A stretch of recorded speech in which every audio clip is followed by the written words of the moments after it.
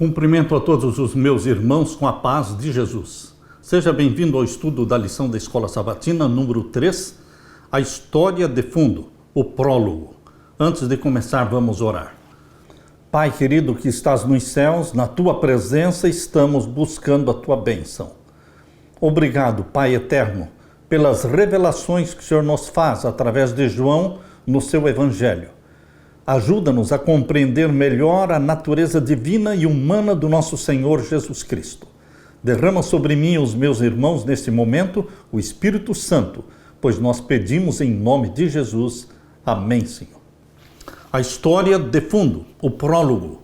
O verso áureo: no princípio era a palavra, e a palavra estava com Deus, e a palavra era Deus. João capítulo 1, verso 1.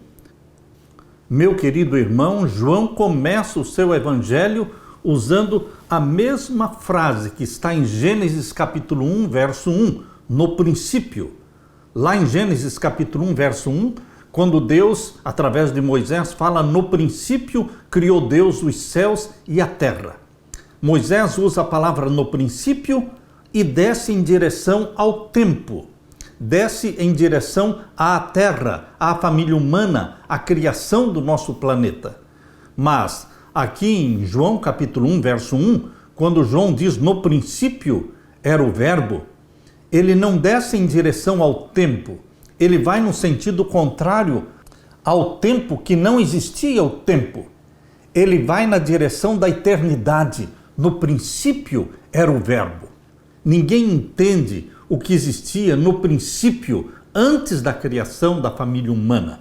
Mas, no princípio, antes de todas as coisas, antes de qualquer criação, no princípio, na eternidade que não tem princípio e não tem fim, aqui diz que naquele tempo, na eternidade, o verbo, ou seja, a palavra, é Deus. Queridos, este verbo, que é Jesus Cristo, esta palavra, que é Jesus Cristo, é o Logos grego, que é Jesus Cristo, ele se tornou um de nós. Nesta semana, voltamos ao início do Evangelho de João, em que ele explica a direção na qual ele, inspirado pelo Espírito Santo, pretende conduzir o leitor. Nas primeiras palavras e parágrafos dos seus livros, os escritores do Novo Testamento muitas vezes mencionam os principais assuntos que pretendem abordar. Isso também acontece com João, cujos temas são apresentados como parte de uma grande realidade cósmica que retrata algumas das verdades mais importantes sobre Jesus Cristo, verdades que nos levam a uma época antes mesmo da criação. Antes de Deus dizer haja luz, naquele tempo em que não existia o tempo, o Pai e o Filho estavam juntos, eternos, existentes por si mesmos. Essa apresentação, na abertura do livro de João, dá para nós a certeza de que Jesus é o Messias, uma vantagem que os personagens do livro não tinham. O leitor pode ver claramente os grandes temas aos quais o evangelista volta constantemente a contar a história de Jesus. Esses grandes temas estão inseridos dentro do período histórico da vida terrestre de Jesus Cristo. A lição desta semana começará com os primeiros 18 versos de João capítulo 1, conhecidos como o prólogo de João. Resumirá seus temas principais, os quais também serão examinados em outras partes do Evangelho de João. Eu já falei que o Evangelho de João é o meu evangelho preferido. Queridos, João cria piamente que Jesus é Deus e cria também que Jesus é homem. 100% Deus, 100% homem. Este é o mistério da encarnação de Jesus Cristo. A encarnação de Jesus é um mistério, porque ele não deixou de ser Deus, mas tornou-se 100% homem, sem perder a sua divindade. A natureza divina e humana de Jesus Cristo estavam juntas numa só pessoa, chamada Jesus, o nosso Salvador. Aleluia! Na parte de domingo, no princípio, o Logos divino. O que João revela sobre a palavra ou o verbo, o Logos, que é Jesus Cristo. O que ele fala sobre Jesus Cristo? João capítulo 1, vamos ler os versos 1 até o verso 5. Leia comigo. No princípio era o Verbo, e o Verbo estava com Deus, e o Verbo era Deus. Eu gosto da expressão verbo, porque verbo, na língua portuguesa, significa ação. Quando a Bíblia descreve Jesus Cristo como sendo verbo, está dizendo que ele é a ação da divindade. Ou seja, os planos eram feitos entre Pai, Filho e Espírito Santo. Mas quem executava os planos? O verbo. Aquele que colocava em ação os planos da divindade. Eu gosto desta expressão, ele era o verbo, porque ele foi quem criou todas as coisas e ele foi também quem redimiu a família humana. O plano da redenção foi feito entre Pai, Filho e Espírito Santo. Mas quem executou o plano da redenção? O Verbo, aquele que executa, aquele que coloca em ação os planos da divindade, tanto na criação como na redenção. Por isso, eu gosto dessa expressão, no princípio era o Verbo, e o Verbo estava com Deus, e o Verbo era Deus. Deus é definido como ser um ser incriado, existente por si mesmo, eterno. Assim é o Pai, assim também é o Filho. Mas, pastor, como é que nós podemos entender esses títulos de Pai e Filho? Exatamente. Pai e Filho são títulos proféticos. Títulos proféticos para nos ajudar a entender o plano da salvação. Quando a família humana foi criada, quando Adão e Eva foram criados, Lúcifer já tinha sido expulso do céu, Satanás já tinha se revoltado contra Deus, já tinha acontecido aquela guerra no céu mencionada em Apocalipse 12, verso 7, que diz, houve guerra no céu. Miguel e os seus anjos batalharam contra o dragão e os seus anjos. E o dragão e os seus anjos foram expulsos para a terra. Queridos, quando Satanás foi expulso para a terra era sem forma e vazia, era um abismo. Por isso ele foi lançado no abismo. Quando ele foi expulso do céu, ele foi lançado no abismo, porque esta era a forma da terra antes do primeiro dia da criação. Exatamente como diz em Gênesis capítulo 1, verso 2, e a terra era sem forma e vazia, e havia trevas sobre a face do abismo. Para este abismo, Satanás foi lançado quando foi expulso do céu, porque ele é o anjo do abismo. Esse é o título que se dá a Satanás, o anjo do abismo, ali em Apocalipse capítulo 9, verso 11. Ele é chamado anjo do abismo e também Abaddon e Apolion. Voltando então para João capítulo 1, verso 1, no princípio, naquele princípio, quando ainda não existia o tempo ainda não era contado por dias, por meses e por anos, porque o planeta Terra ainda não tinha sido formado. Antes de Deus falar, haja luz, e houve luz, e foi a tarde e a manhã do primeiro dia. Antes disso, Pai e Filho, Deus eterno, existentes por si mesmos, incriados. E aqui João 1, verso 2 diz, ele estava no princípio com Deus. Nunca houve um tempo em que o Pai existisse e o Filho não. Verso 3, todas as coisas foram feitas por ele, e sem ele, nada do que foi feito se fez. Se todas as coisas foram feitas pelo Verbo, que se tornou carne e se tornou um de nós, que é Jesus Cristo, que é o Deus Filho, se todas as coisas foram feitas por ele, e sem ele nada do que foi feito se fez, então ninguém pode dizer que ele foi criado, ou que ele foi gerado na eternidade, ou que houve um tempo em que ele não existia. Ora, se houve um tempo em que o Filho não existia, então ele não pode ser chamado de Deus, porque Deus é eterno. Deus tem vida em si mesmo. Deus é incriado. Por isso, a Bíblia afirma, através de João, que Jesus Cristo é Deus. Ele estava no princípio com Deus e foi ele quem deu início a toda a obra da criação, porque sem ele nada do que foi feito se fez. E o verso 4 diz, nele estava a vida e a vida era a luz dos homens. E a luz resplandece nas trevas, e as trevas não a compreenderam. Jesus é Deus, o divino Filho de Deus, a segunda pessoa da divindade. O apóstolo reforça essa ideia Pois João capítulo 1, verso 3 e 4 diz que Jesus é o Criador de todas as coisas. Anjos, seres celestiais, coisas visíveis e invisíveis, quer estejam no céu, quer estejam na terra, tudo foi criado por Ele, Jesus, e para Ele. Tudo que antes não existia, mas que passou a existir, só teve início por meio de Jesus, Deus o Criador. Desde os dias da eternidade, Cristo era um com o Pai.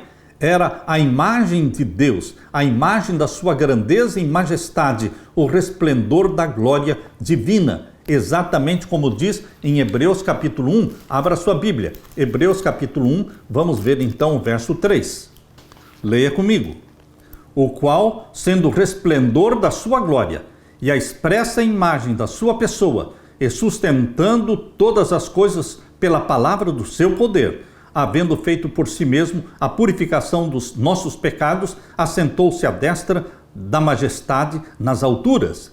Este é Jesus Cristo. Verso 2. A quem constituiu o herdeiro de tudo, por quem fez também o mundo.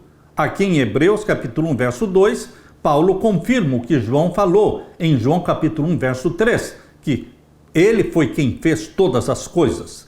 E aqui o capítulo 1 de Hebreus, verso 1 diz, havendo Deus antigamente falado muitas vezes e de muitas maneiras aos pais pelos profetas, a nós falou-nos nestes últimos dias pelo Filho, a quem constituiu o herdeiro de tudo, por quem fez também o mundo. Ele fez o mundo, Ele é o Criador, Ele é Deus eterno. Ninguém pode dizer que possa existir Deus que não é eterno.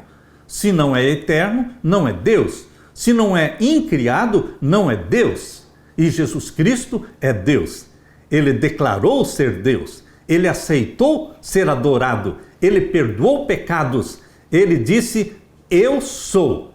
Ele se declarou o grande eu sou. Porque a plena divindade de Jesus é uma parte tão importante da nossa teologia. É muito importante saber que Jesus é Deus. Jesus escolheu se tornar um de nós, mas ele não abandonou a sua divindade. Ele não fez uso da sua divindade durante os 33 anos que viveu na terra. Não fez uso da sua divindade, mas ele continuava sendo divino, 100%, e humano, 100%. O que aconteceria se Jesus fosse um mero ser criado? Ele não seria Deus? E se ele não fosse Deus, ele estaria pecando ao aceitar ser adorado? Ao reivindicar a autoridade de perdoar pecados? Ao se declarar Deus, ele estaria pecando ao se declarar Deus, se ele não fosse Deus. Mas bendito seja o nosso Pai, o Deus Pai, e bendito seja o Deus Filho. Jesus Cristo é Deus encarnado. Esta é a revelação que nós temos da divindade. Cremos na revelação bíblica sobre a divindade, mas esta revelação ela foi feita dentro do contexto do plano da salvação. Tudo que você e eu conhecemos da divindade é dentro do contexto do plano da salvação. O Pai, aquele que proveu salvação para os perdidos, o Filho, aquele que realizou a salvação morrendo na cruz, e o Espírito Santo é aquele que aplica os méritos de Cristo na sua vida. É aquele Deus que vem viver em você. O Espírito Santo habita em nós, implantando em nós a mente, o caráter, a santidade de Jesus. Pai, Filho e Espírito Santo trabalham em comum acordo dentro do plano da salvação para restaurar em nós a imagem perdida. O pecado apagou a imagem divina no ser humano, aquela imagem divina com a qual Adão e Eva foram criados, porque isso é o que está em Gênesis 1, 26, que fomos criados à imagem e à semelhança de Deus. O pecado obliterou, ofuscou esta imagem, mas através de Jesus Cristo morrendo por você e por mim, através do Espírito Santo que é derramado sobre você e vive em você, vive em mim, o Espírito Santo está restaurando a imagem divina em nós, colocando-nos de volta no reino espiritual de Deus, porque é lá que nós fomos criados. Fomos criados no reino espiritual de Deus. Não somos do reino animal. Nós somos, por criação, do reino espiritual de Deus. E a glória que foi perdida quando Adão e Eva pecaram, aquela glória que eles perderam, está sendo restaurada em você e em mim pelo poder de Jesus Cristo e pela habitação do Espírito Santo em nós. Aleluia! Na parte de segunda-feira, a palavra se fez carne. Abra sua Bíblia agora em João capítulo 1 e vamos ler o verso 14. Leia comigo. E o verbo se fez carne, ou seja, Deus o Filho, se tornou carne, o Logos, a palavra.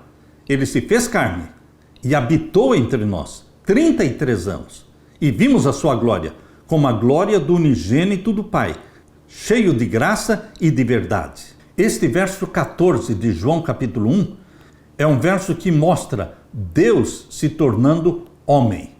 O verbo, que é a palavra, é o Criador dos céus e da terra, ele se tornou carne, se tornou um de nós. Foi gerado pelo Espírito Santo no ventre de Maria.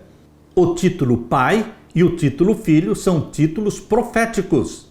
Muitos pensam que Pai e Filho é porque, na eternidade, o Pai gerou o Filho, de que houve um tempo em que o Pai existia e o Filho não. Queridos, dentro do plano da salvação, os títulos Pai e Filho são profecias. E esta profecia se cumpriu quando ali em Lucas capítulo 1, verso 35, diz que o Espírito Santo gerou no ventre de Maria o Filho de Deus. Leia comigo, Lucas 1, 35.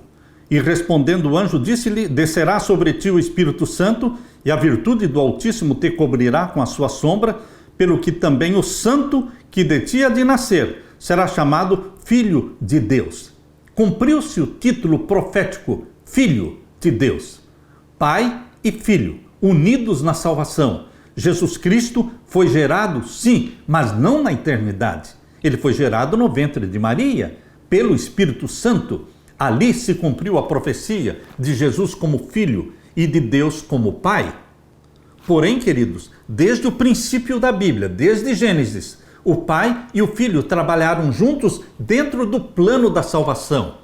Não tem como entender nada acerca da divindade fora do plano da salvação. Porque fora do plano da salvação, nós não temos nenhuma luz sobre a divindade. A melhor forma de entendermos as expressões Pai e Filho são como títulos proféticos. Profecias que se cumpriram na encarnação de Jesus Cristo. João capítulo 1, verso 14. E o verbo se fez carne e habitou entre nós. E nós vimos a sua glória, como a glória do unigênito do Pai. Por que unigênito do Pai? Porque é o único dessa espécie. Ninguém mais nasceu aqui na terra santo. Só Jesus nasceu santo. Não pense que Jesus Cristo nasceu com uma natureza pecaminosa como você e eu. Não, nós fomos gerados por um pai e uma mãe pecadores. Jesus Cristo não. Jesus não nasceu da forma como você e eu nascemos. Se Jesus não nasceu da forma como nós nascemos, logo ele não é 100% igual a nós. Por quê? Ele nasceu santo e ninguém mais nasceu santo. Ele foi gerado pelo Espírito Santo no ventre materno. Nós, pecadores, somos gerados pelo Espírito Santo na idade adulta, quando nós abraçamos a Jesus como Salvador. Quando nascemos da água e do Espírito, então estamos sendo gerados pelo Espírito Santo. Porém, não no ventre materno. Jesus Cristo, conforme diz Lucas 1,35, nasceu santo. Ele tinha sim uma natureza física, uma natureza humana física, que estava trazendo as consequências de 4.000 anos de pecado, mas somente a natureza física, porque moralmente, espiritualmente, Jesus Cristo era santo tanto quanto Adão no Jardim do Éden. Ele, Jesus Cristo, nasceu santo, por isso é unigênito do Pai, porque é o único da espécie. Meu querido irmão, se Jesus tivesse nascido com uma natureza pecaminosa igual à nossa, ele precisaria de um Salvador. Você já imaginou, já pensou nisso? Se Jesus tivesse nascido com uma natureza pecaminosa igual à nossa, ele precisaria de um Salvador, porque todos os bebês, todas as crianças que nascem de pai e mãe humanos pecadores, a criança já nasce precisando de um Salvador. Queridos, Jesus não precisava de um Salvador. Jesus era o Salvador, o Messias, o enviado de Deus. Por isso ele nasceu santo e ele escolheu não pecar. Escolheu não pecar. Poderia ter pecado, mas escolheu não pecar. Adão poderia escolher não pecar, mas Adão escolheu pecar. Aí está a diferença. João não começa o seu evangelho usando o nome Jesus ou apresentando o seu papel como Messias, mas ele usa o termo logos, do grego, que é traduzido por palavra ou verbo. Os ensinos de Platão, filósofo grego, dividiam a realidade em dois domínios: o domínio celestial e imutável, onde existe perfeição, e o domínio visível, perecível e imutável. Algumas filosofias identificavam o Logos como um intermediário abstrato entre as formas eternas e as formas perecíveis. Porém, João usa o termo Logos de maneira completamente diferente. Ele defende que a verdade, o Logos, não é um conceito etéreo ou abstrato que flutua entre o céu e a terra. Para João, na mente de João, o Logos é uma pessoa, Jesus Cristo, que se fez carne e habitou entre nós. João 1,14. Para João, o Logos é a palavra de Deus, o qual se comunicou, isto é, se revelou à humanidade da forma mais profunda possível. Deus se tornou um de nós. No Evangelho de João, o Logos representa o Deus eterno que entra no tempo e no espaço, que fala, age e se relaciona com os seres humanos em nível pessoal. O Deus eterno se tornou um ser humano, um de nós. O apóstolo indica que o Logos se fez carne e habitou entre nós. A palavra grega traduzida como habitou significa armou uma tenda. João está se referindo a Êxodo 25:8, quando Deus disse: "E me fareis um santuário para que eu possa habitar no meio de vocês." Exatamente. No passado, Antigo Testamento, Deus habitava através do santuário. O Shekinah, a presença divina, estava no Santíssimo do santuário. Porém, no Novo Testamento, Deus habita conosco através de Jesus Cristo, porque Jesus viveu entre nós por 33 anos. João, capítulo 1, verso 14, diz que Deus veio habitar conosco através de Jesus Cristo. Da mesma forma, na encarnação, Jesus, o Filho de Deus, assumiu a carne humana, ocultando a sua glória para que as pessoas pudessem entrar em contato com ele. O Criador se tornou um ser humano, um de nós, e viveu aqui. O que isso nos diz sobre o amor de Deus pela humanidade? Queridos, isto se chama na Bíblia de o mistério da piedade. O mistério da piedade não pode ser plenamente compreendido por você e por mim, mas na eternidade, na nova terra, no novo céu, nós vamos continuar estudando a ciência da salvação, o mistério da piedade. Que amor infinito, que amor inexplicável. Nós vamos continuar estudando o mistério que envolve a encarnação do nosso Senhor Jesus Cristo, como Deus se tornou homem. Aleluia! Na parte de terça-feira, ouvindo ou não ouvindo a palavra? Abra sua Bíblia em João capítulo 1, vamos ler então os versos 9 até o verso 13. Ali estava a luz verdadeira que alumia todo homem que vem ao mundo. Essa luz verdadeira é Jesus. Estava no mundo e o mundo foi feito por ele e o mundo não o conheceu. João não mede palavras para afirmar e reafirmar que Jesus é o Deus criador dos céus e da terra. Ele afirmou isso no verso 3, ele afirma aqui no verso 10, estava no mundo e o mundo foi feito por ele e o mundo não o conheceu. Veio para o que era seu, porque ele veio para ser Messias, ele veio para salvar o povo de Israel e toda a família humana. Porém, os seus conterrâneos, o seu próprio povo, os judeus, os israelitas, eles não o reconheceram como um Messias. Veio para o que era seu e os seus não o receberam. Verso 12. Mas a todos quantos o receberam, deu-lhes o poder de serem feitos filhos de Deus, aos que creem no seu nome. Aleluia e aleluia. Mas a todos, você e eu, que recebemos a Jesus Cristo, Ele nos deu o poder de sermos feitos filhos e filhas de Deus. Você sabe o que significa ser filho e filha de Deus? Jesus foi gerado no ventre de Maria como filho de Deus. Mas você e eu também podemos ser gerados não no ventre materno, mas somos gerados ao nascermos da água e do Espírito. Ao nascer da água e do Espírito, nós estamos sendo gerados como filhos e filhas de Deus. E mais, não somos filhos e filhas de segunda classe. Não existe uma segunda categoria de filhos e filhas. Quem é filho e filha de Deus é filho e filha. Nós somos filhos de Deus como Jesus Cristo é filho de Deus. Por quê? Jesus foi gerado pelo Espírito Santo e você e eu também somos gerados pelo Espírito Santo. Aleluia por isso! Portanto, a todos quantos recebem a Jesus Cristo, Deus lhes dá o poder de serem feitos filhos e filhas de Deus, aos que creem no seu nome. Não há salvação fora do nome de Jesus Cristo, os quais, verso 13, não nasceram do sangue, nem da vontade da carne, nem da vontade do varão, mas de Deus.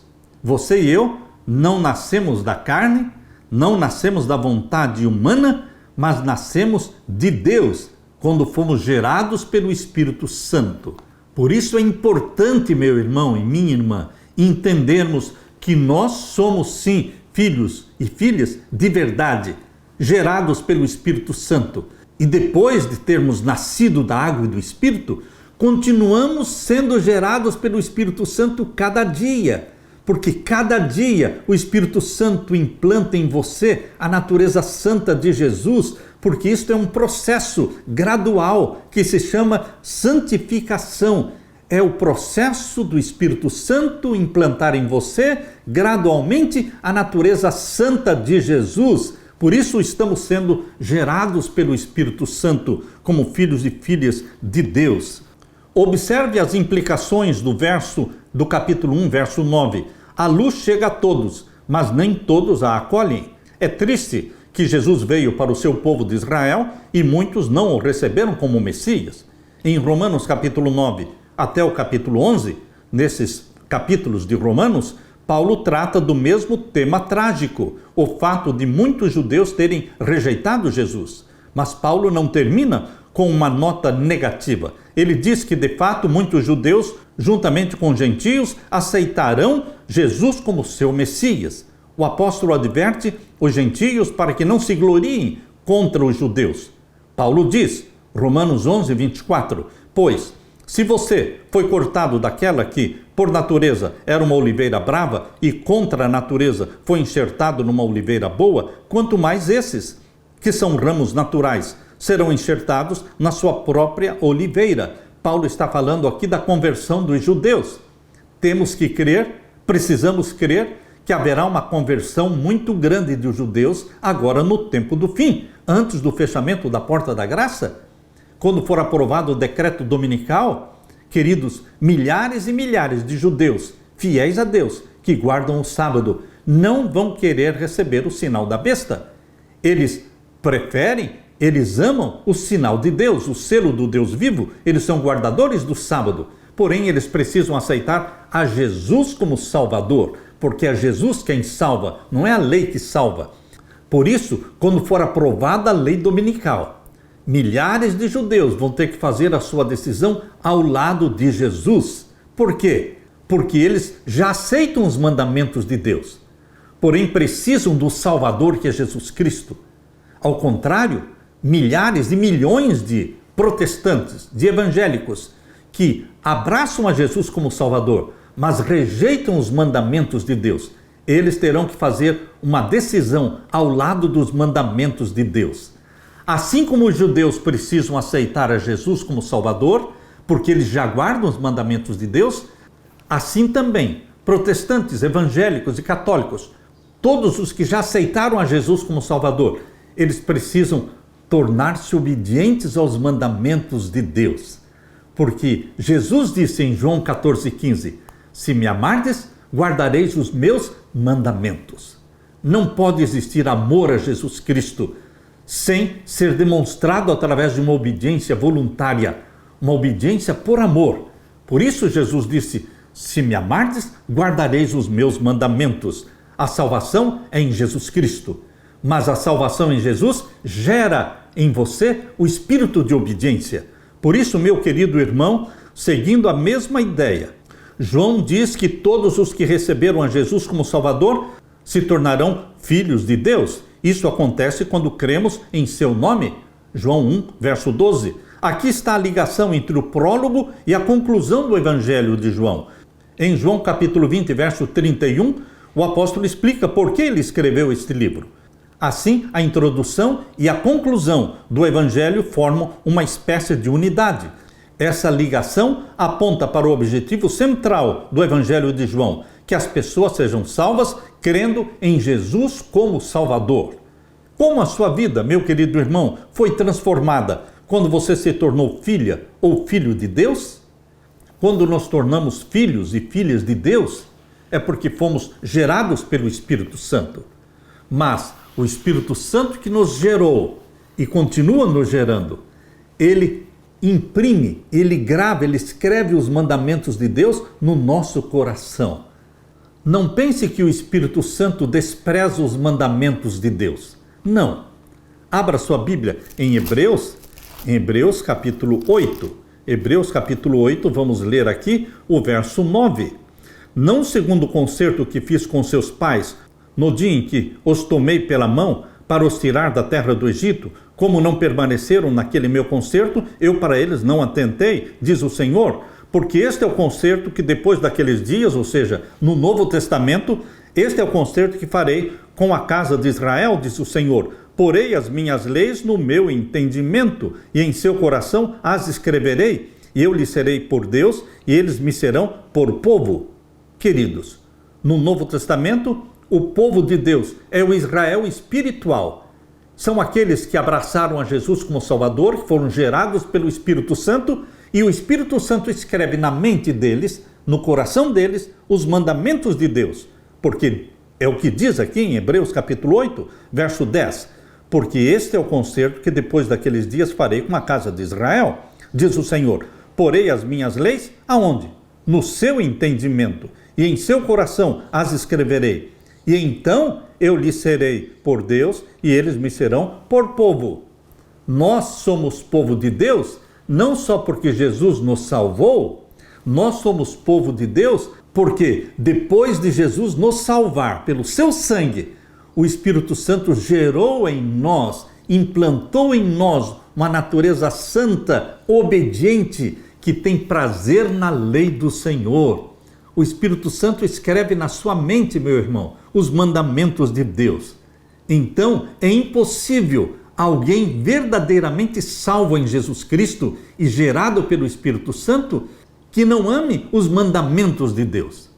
Porque, como disse Davi, no Salmo 119, verso 97, ó, quanto amo a tua lei, é a minha meditação em todo dia. É o Espírito Santo que escreve os mandamentos de Deus e faz com que a lei de Deus se torne a nossa meditação em todo dia. Ó, quanto amo a tua lei, é a minha meditação todo dia. Salmo 119, verso 97. Aleluia! Na parte de quarta-feira, temas recorrentes, fé, incredulidade. Vamos ler então João capítulo 3. Abra sua Bíblia em João capítulo 3, vamos ler a partir do verso 14. Leia comigo. E como Moisés levantou a serpente no deserto, assim importa que o Filho do Homem seja levantado. Aqui João está dizendo que Jesus Cristo é a serpente que foi levantada no deserto. Mas a serpente é um símbolo de Satanás? É um símbolo do pecado? Queridos, é exatamente isso que João está falando. Jesus Cristo, para salvar você, ele se tornou pecado. Ele assumiu os nossos pecados. Foi assim que Jesus Cristo, na cruz do Calvário, se tornou serpente, porque ali ele assumiu os nossos pecados. E ele se sentiu separado do Pai, ao ponto de clamar, Deus meu, por que me desamparaste? Foram os nossos pecados colocados sobre Jesus, incorporados por Jesus na cruz do Calvário, que o fez serpente. Esta é a serpente levantada. Olhando para ela, seremos salvos, crendo que ele morreu no meu lugar, crendo que ele morreu pelos meus pecados. Foi assim no deserto. Todos os que tinham sido picados pelas serpentes, ao olharem para aquela serpente feita por Moisés, eles eram salvos. Assim também, meu querido irmão, minha querida irmã, Jesus Cristo, quando foi levantado na cruz do Calvário, todos aqueles que olham para ele e o recebem como Salvador, são perdoados e viverão eternamente. Por isso João está dizendo aqui em João capítulo 3 e o verso 14, e como Moisés levantou a serpente no deserto, assim importa que o Filho do Homem seja levantado. Seja levantado como? Como serpente. Esta é uma linguagem pesada, mas foi exatamente isso que Jesus se tornou na cruz do Calvário. Se tornou pecado, se tornou serpente, esmagando a cabeça da verdadeira serpente, que é Satanás. Verso 15. Para que todo aquele que nele crê não pereça, mas tenha vida eterna. Vida eterna é olhando para Jesus Cristo no Calvário, que morreu pelos nossos pecados. Verso 16. Porque Deus amou o mundo de tal maneira que deu o seu Filho unigênito, o único da espécie, para que todo aquele que nele crê não pereça, mas tenha vida eterna. Porque Deus enviou o seu Filho ao mundo, não para que condenasse o mundo, mas para que o mundo fosse salvo por ele. Quem crê nele não é condenado, mas quem não crê já está condenado, porquanto não crê no nome do unigênito Filho de Deus, no único da espécie, o único que nasceu santo. Verso 19. E a condenação é esta, que a luz veio ao mundo, e os homens amaram mais as trevas do que a luz, porque as suas obras eram más. Porque todo aquele que faz o mal aborrece a luz, e não vem para a luz para que as suas obras não sejam reprovadas. Mas quem pratica a verdade vem para a luz, a fim de que as suas obras sejam manifestas, porque são feitas em Deus. Agora abra sua Bíblia em João capítulo 9. João capítulo 9, vamos ver os versos 35 a 41. Versos 35 a 41. Jesus ouviu que o tinham expulsado e, encontrando-o, disse-lhe: crês tu no Filho de Deus? Ele respondeu e disse: quem é ele, Senhor, para que nele creia? E Jesus lhe disse: tu já o tens visto, e é aquele que fala contigo. E ele disse: creio, Senhor, e o adorou. E Jesus aceitou ser adorado, porque ele é Deus. Verso 39. E disse-lhe Jesus: eu vim a este mundo para juízo, a fim de que os que não veem vejam, e os que veem sejam cegos. Aqueles dos fariseus que estavam com ele, ouvindo isto, disseram-lhe: também nós somos cegos? Disse-lhes Jesus: se fosseis cegos, não teríeis pecado, mas como agora dizeis, vemos, por isso o vosso pecado permanece. No Evangelho de João, a humanidade está dividida entre dois grupos: os que creem em Jesus e o aceitam como Messias, e os que, tendo a oportunidade de crer, escolhem não crer. Os discípulos estão no primeiro grupo, além de pessoas como Nicodemos, a samaritana também e o cego de nascença. No segundo grupo estão fariseus e sumos sacerdotes, pessoas que presenciaram a multiplicação dos pães e peixes, e até um dos discípulos, que foi Judas. Eles rejeitaram o Messias, embora tivessem provas de que ele era o enviado de Deus. O verbo que João usa no seu evangelho é o verbo crer, pistel. Aparece 98 vezes, em comparação com as 241 vezes que aparecem em todo o Novo Testamento. Destas 241 vezes que aparece o verbo pistel, crer, 98 estão no livro de João. Esse verbo é um tema muito importante no livro de João. Ser alguém que crê em Jesus é algo que nós cristãos fazemos. E isso se expressa na nossa maneira de viver. O nosso estilo de vida prova que nós cremos em Jesus. Porque se a nossa crença ela está restrita a um conjunto de doutrinas, é unicamente teórica, assim também o diabo crê. O diabo crê em Jesus teoricamente. Ele sabe quem é Jesus, ele sabe que Jesus é o Messias, só que ele odeia Jesus. Não basta crer que Jesus é o Salvador do mundo, não basta crer que ele é o Criador de todas as coisas, nós temos que amá-lo, nós temos que abraçá-lo como Salvador. Em João, a principal diferença entre os dois grupos é a forma como se relacionam com Jesus. Os crentes, eles têm uma abertura para com Jesus, mesmo quando Jesus os confronta ou repreende. Eles vão a Cristo e não fogem de Jesus Cristo. Jesus é a luz que brilha sobre os crentes. Pela fé, crendo nele, tornamo-nos filhos e filhas de Deus. Os incrédulos, por outro lado, normalmente vão até Jesus para afrontá-lo. Eles são caracterizados por aqueles que amam as trevas e não a luz. Acham difícil de aceitar as palavras de Jesus ou o veem quebrando antigas tradições em vez de atender às expectativas humanas. Eles julgam a Cristo em vez de permitir que a sua luz os avalie e julgue. Essa atitude, é claro, é vista inúmeras vezes nos líderes religiosos que, como guias espirituais da nação, deveriam ter sido os primeiros a aceitar a Jesus. Meu querido irmão, a rejeição de Jesus foi pela nação. Foi uma rejeição geral. Poucos foram os que abraçaram a Jesus como Salvador. Como o povo de Deus poderia estar tão cego? Tão cego. Líderes cegos liderando e dirigindo uma nação cega. Pela influência dos líderes religiosos, toda a nação se tornou cega, fechando os olhos para as evidências de que Jesus era Deus vivendo em carne. Queridos, hoje também existem dois grupos: os que creem, os que abraçam a Jesus como Salvador, os que se tornam obedientes a Ele, e os outros que não creem, ou aqueles que creem, mas que rejeitam ser obedientes aos mandamentos de Deus. Aceitar a Jesus como Salvador e rejeitar os mandamentos de Deus vai colocar milhares e milhões de cristãos no grupo dos incrédulos.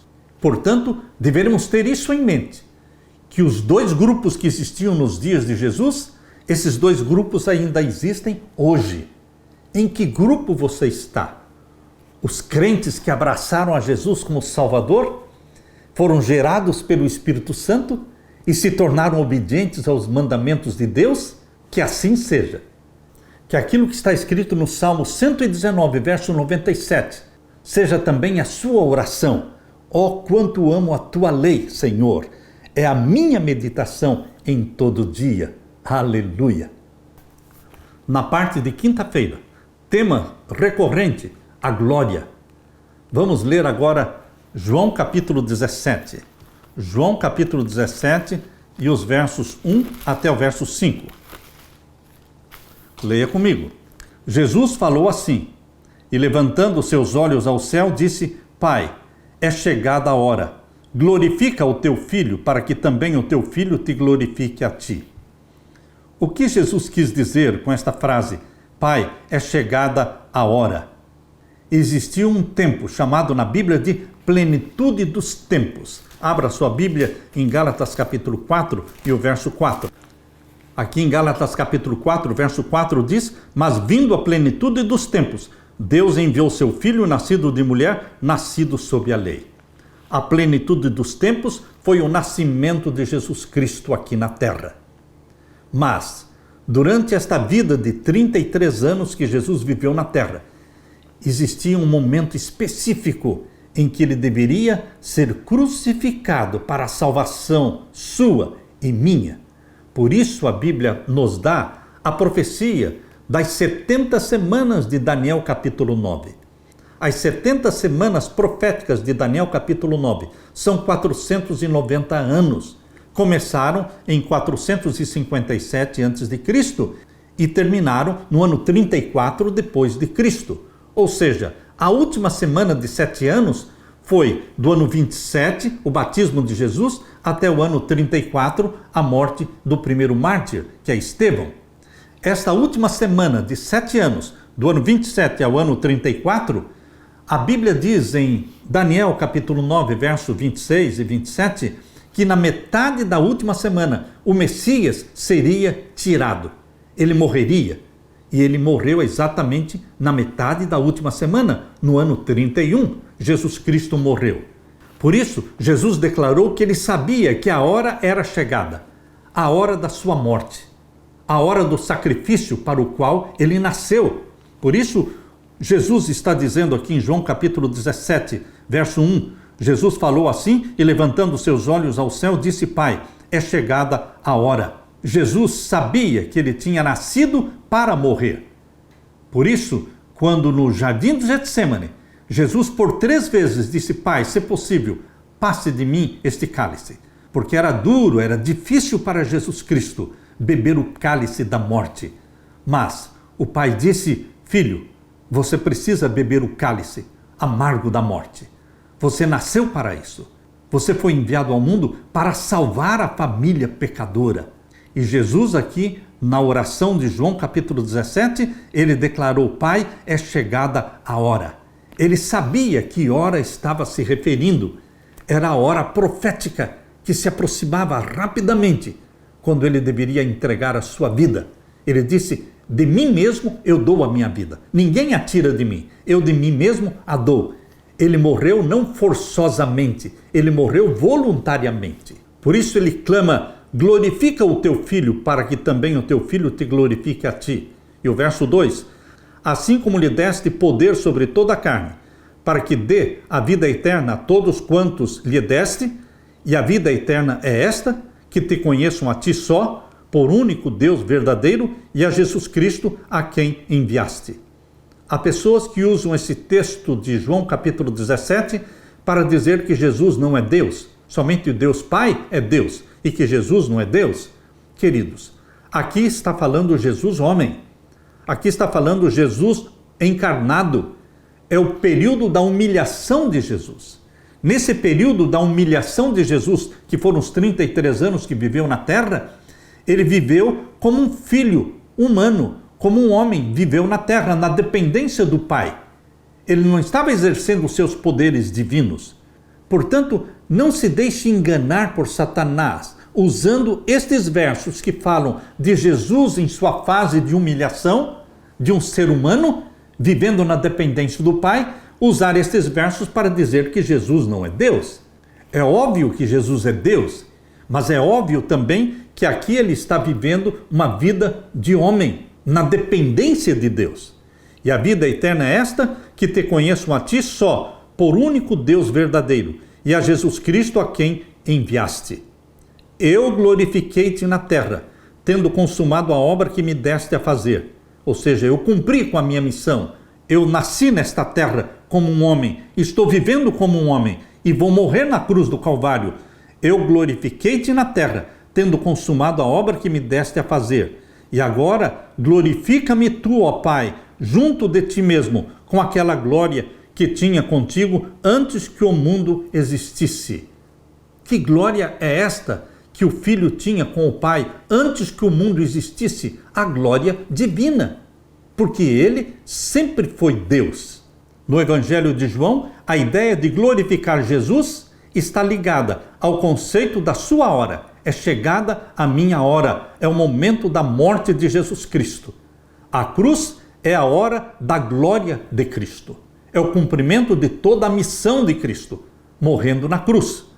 Essa ideia é bastante paradoxal, porque a crucifixão era a forma de execução mais vergonhosa e humilhante no antigo mundo romano.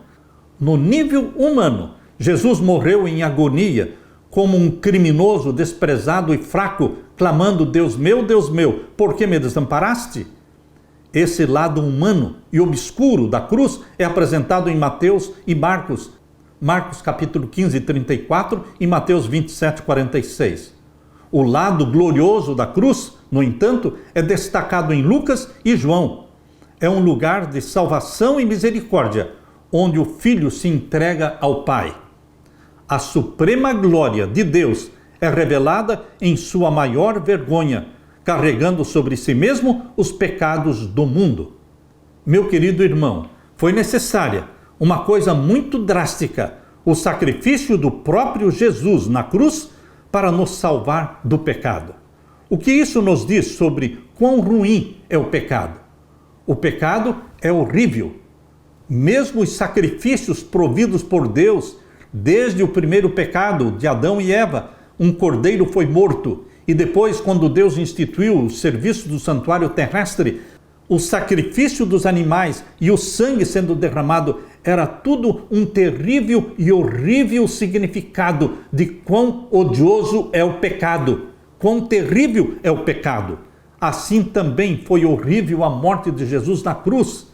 Mas este banho de sangue de Jesus Cristo é a nossa salvação. Ele assumiu os nossos pecados. Por isso é importante entender o que é o pecado. 1 João capítulo 3, verso 4 diz que pecado é transgressão da lei. Queridos, o pecado é algo terrível e Satanás tem tentado desconstruir o conceito e o significado de pecado dado por Deus na Bíblia.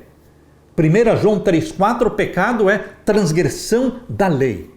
Para Satanás, a lei de Deus não mais existe. E ele colocou isso na mente de pastores evangélicos e protestantes que ensinam que ninguém precisa guardar os mandamentos de Deus porque eles foram abolidos.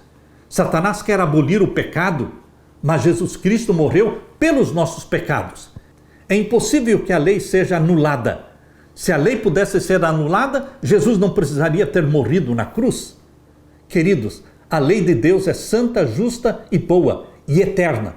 Assim como Deus é santo, justo e bom e eterno.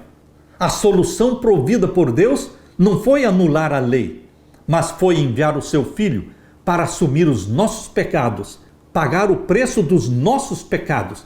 Ele levou sobre si os nossos pecados, as nossas enfermidades. E pelo sangue de Jesus, nós somos perdoados, somos salvos.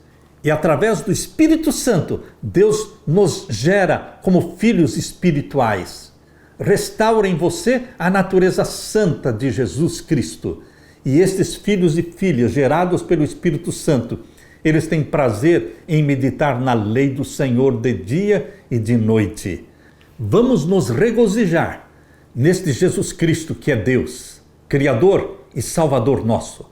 E vamos pedir e suplicar que o Espírito Santo continue gerando em mim e em você a natureza santa de Jesus. Porque João 1,13 diz que nós não nascemos do sangue, não nascemos da vontade da carne, não nascemos da vontade humana, mas nascemos de Deus, gerados pelo Espírito Santo, filhos e filhas de Deus, vivendo para glorificar o nosso Pai, para honrar a lei do nosso Pai. Assim como Jesus Cristo disse, a minha comida e a minha bebida é fazer a vontade do meu Pai. Assim também, você filho de Deus, você filha de Deus. A nossa comida e a nossa bebida é fazer a vontade do nosso Pai Celestial. Aleluia! Deixe-me orar com você. Pai querido que estás nos céus, obrigado pelo privilégio de sermos chamados para sermos filhos e filhas do Pai Celeste. Obrigado porque Jesus morreu por nós, nos purificou pelo seu sangue.